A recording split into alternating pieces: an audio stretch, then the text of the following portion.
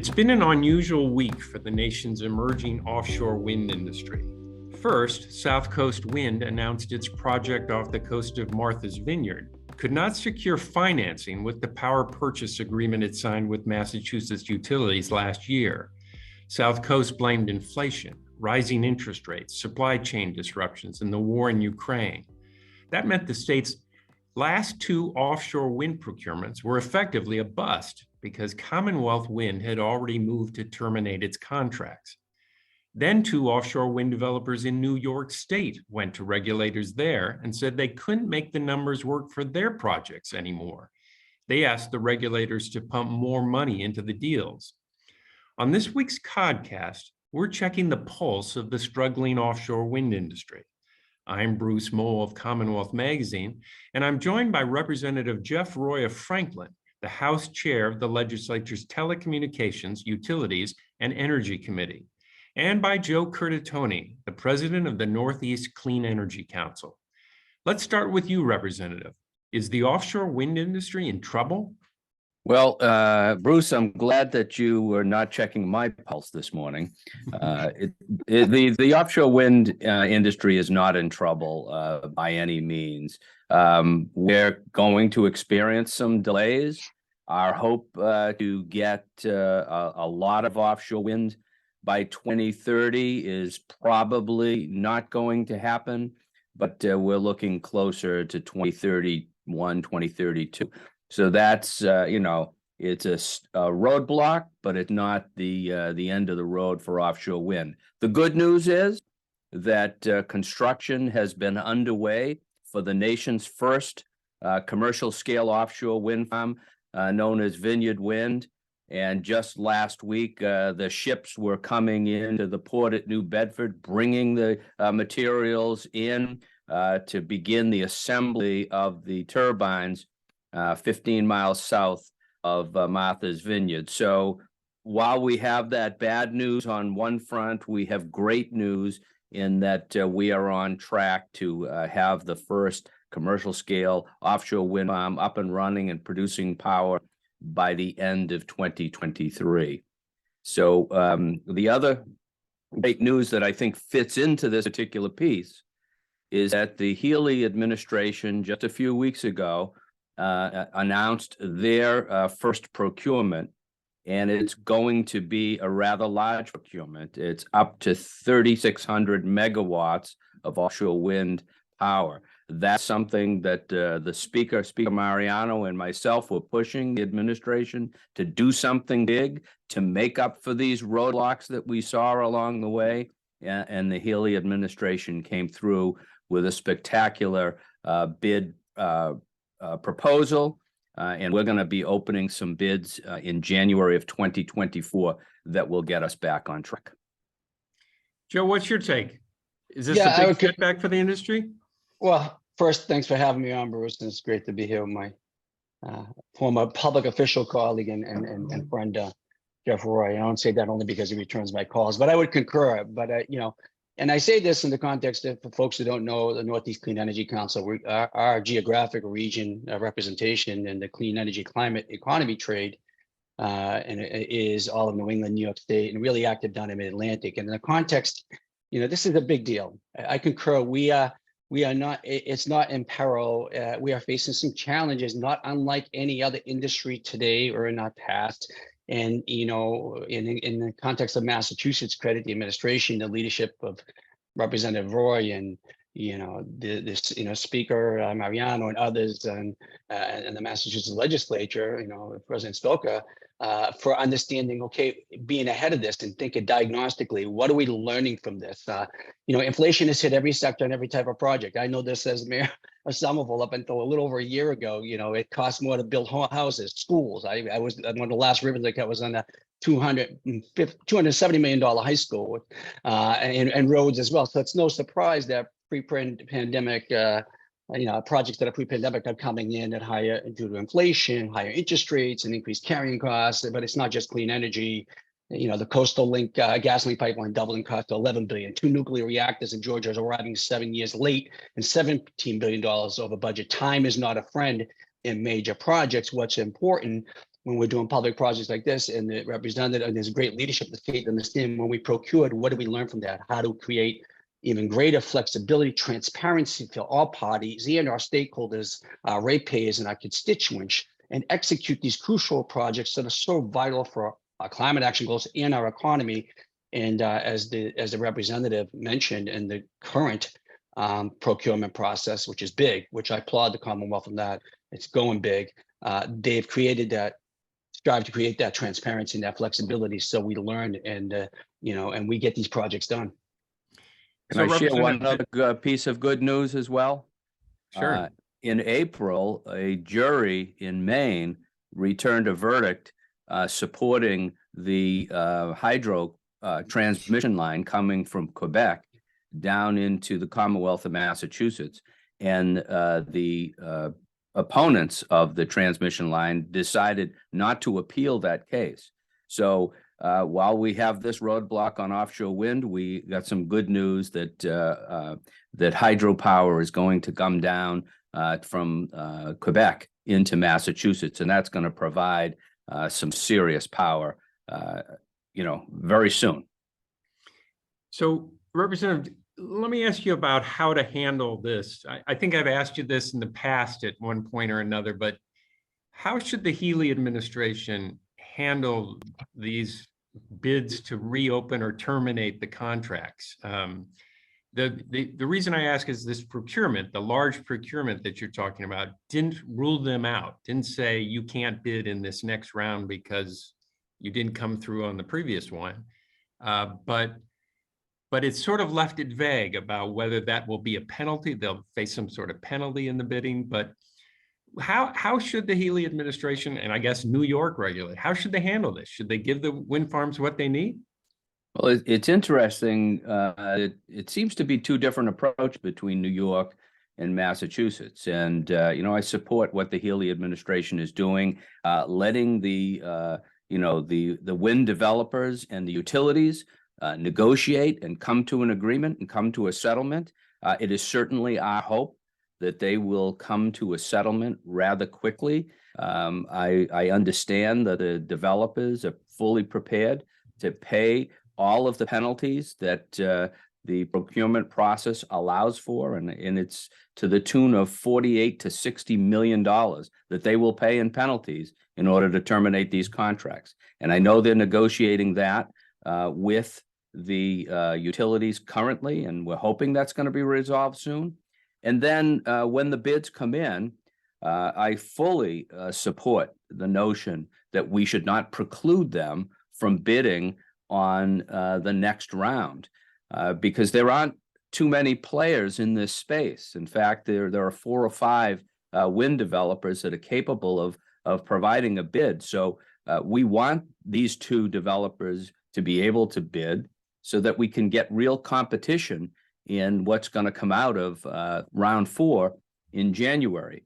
I do applaud the administration for including in the bid proposal that they can take into consideration whether or not a developer did not perform, and that will be considered as part of whether or not they're going to be awarded a bid. So, yeah, it may be a little vague, but I think everybody in this space knows what it means.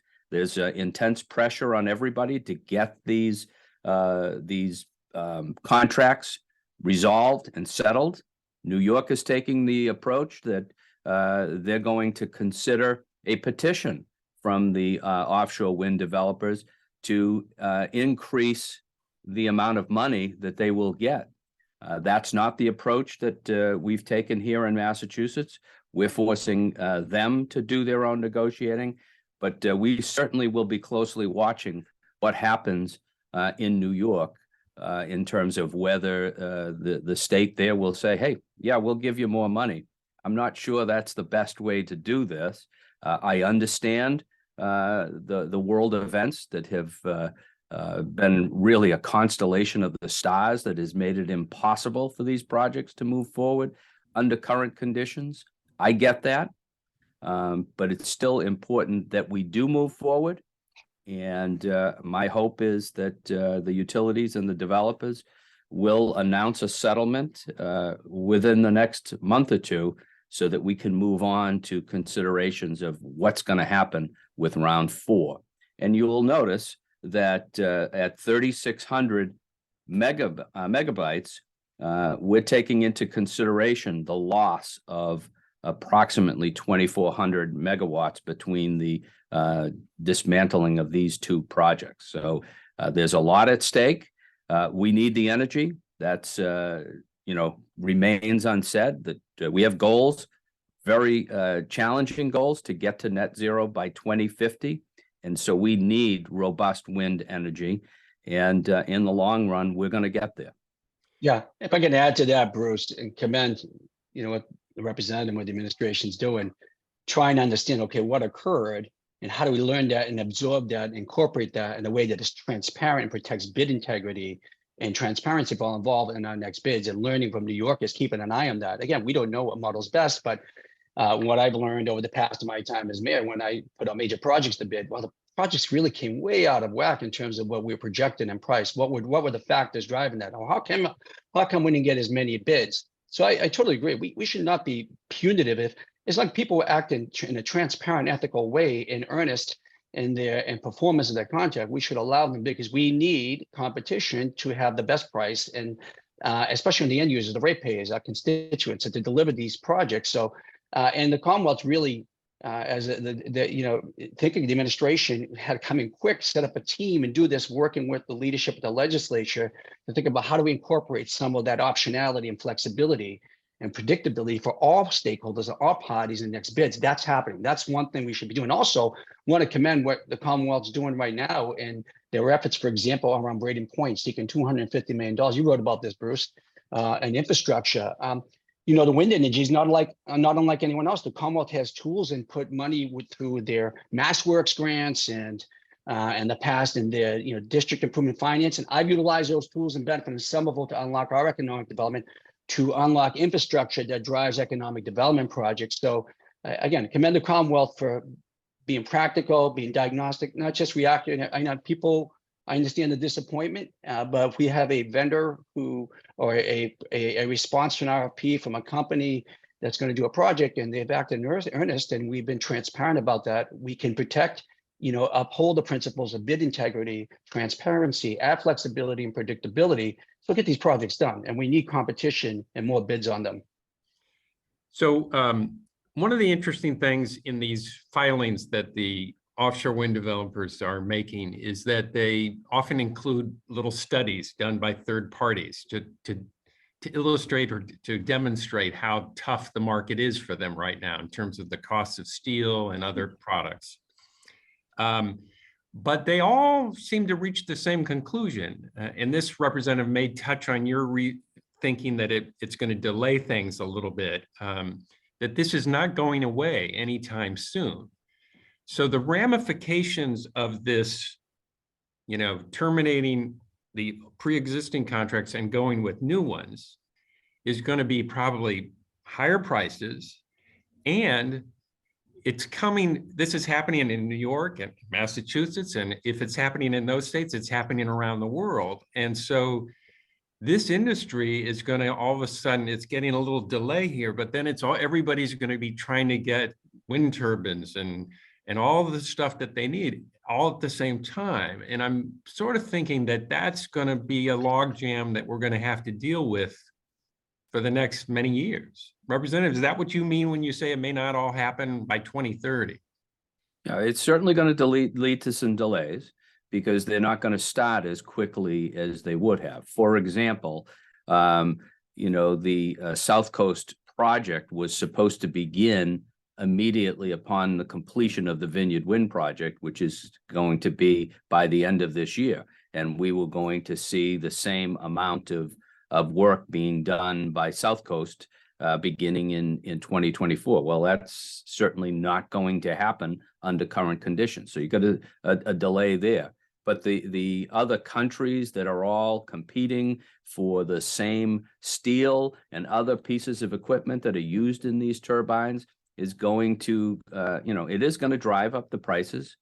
We get that, but it's still necessary for us when you look down the road, the cost of not achieving these goals and the cost associated with rising waters and more damage from climate change and global warming are very much higher than the costs that will be associated with getting these turbines up and built.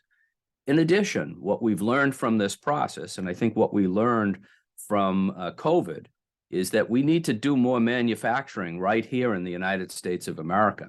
And for the first time, we're seeing a steel manufacturing plant that's it's either Kentucky or Tennessee that is building, and they're going to start producing steel right here in America again. Some of the companies that we have already manufacturing steel in Massachusetts and other states in the United States, whereas they were looked at very high cost steel. Well, they're now looking competitive on the world market. So it's going to be a boon for those particular industries. And we're also going to see more, other pieces of equipment manufactured here in the United States. And I always point to Brayton Point, which is going to be a home of Prysmian, that is going to be manufacturing all of the cable that is going to be used to get the power from the turbines to the land along the entire east coast of Massachusetts. Those are going to be manufactured right in Somerset, Massachusetts. So I see this as an opportunity not only to get the energy that we need to achieve our goals, but to boost our economic climate here in Massachusetts by getting more industries here to create the products that we need to break the logjam on our supply chain. Yeah, if I could add that, Bruce, this is an important point that the representative is speaking about and is hitting home on. And when people realize wind and wind energy is a big opportunity, not just a necessity. It is a necessity because of climate change, and if you invite anybody who doesn't think that climate is a problem, just go outside if you haven't in the last few days, take a deep breath of the smoky breeze of the air and ask yourself. Take a deep breath. I think that's the point, Joe. We don't want to take a deep breath. But for the naysayers, I haven't gone outside. But the point is, it's the opportunity, the economy. Look, I came to this work here because the intersectionality of climate action, everything in our lives, from racial and social justice, economic justice, environmental justice, but also the economy and climate action and what Massachusetts is leading on. And I'll say this about other states in the region I represent, but in the context of Massachusetts, impacts everything on transportation, on construction, on vertical, in horizontal, on housing, on materials, jobs, the impact positively to people, place, and planet. And we need it all. As the representatives, we need the wind, we need solar, and we need hydro. But here, the entire infrastructure to support these projects, ships, port facilities, undersea cable production, they're being built from scratch. I mean, the National Renewable Energy Laboratory estimates that economies of scale will drive down development costs over the next 12 years or so. But the reality is that the initial projects, we have to lay the groundwork, and that costs money. So again, going back to what I mentioned earlier, the Commonwealth efforts to invest in the interconnection infrastructure and other pieces of infrastructure is a big game. We do that anyway. We've done it for sports stadiums. Both New York and New Jersey, for example, estimate 20,000 new jobs associated with offshore wind by 2030. And Massachusetts, and the representative knows this, can produce 183% more offshore wind than both those states combined. I mean, I always say Massachusetts is Texas before the oil boom when it comes to offshore wind. So that's important, and the economic opportunity is crucial, and it's there. Now, there'll be cost, and with anything, and time is no friend in politics and life and construction projects. They cost more money, but at the end of the day, in the long run, and we're seeing it now, clean energy jobs, climate economy jobs are outpacing fossil fuel jobs, and it's already happening, all right? A lot of because of machination, but also they pay better, and that's when the investment is, and this is where we double down. These are not failures. I want the public to understand. They're headwinds, for lack of a better term. They're challenges like any other industry.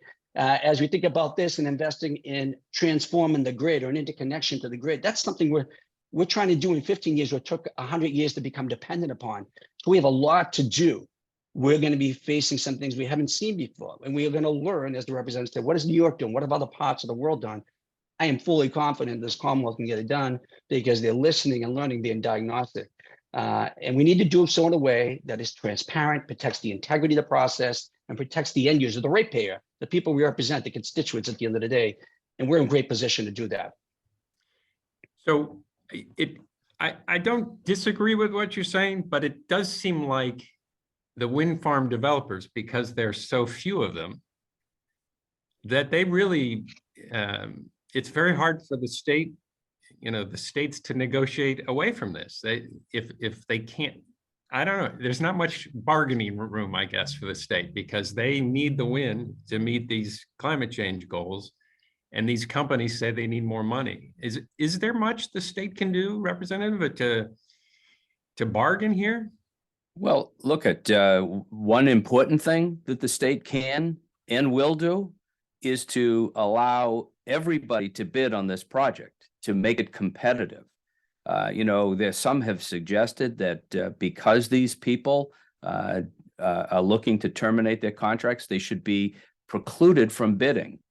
If you take two major players, major developers out of the mix on a bid process, you are not going to see robust competition for contracts to get wind energy. So that's a huge step that the state can take by allowing all of these players to bid on this project, because competition is what we need in order to drive the prices down.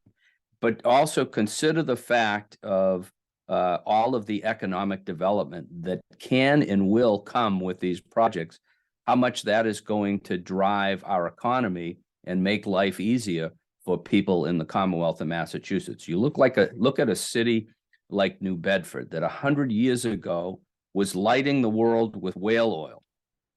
They can come back here 100 years later and be the wind capital of the United States, and it will certainly make that economy thrive. I see the same for Salem and the port there, which will support not only our efforts here in Massachusetts, but will support the efforts to develop a offshore wind program in the state of Maine. And the most poetic piece is Somerset. The home of the last coal-fired plant in Massachusetts is now going to be the home of the cable manufacturer. So there's a lot of good that comes from this.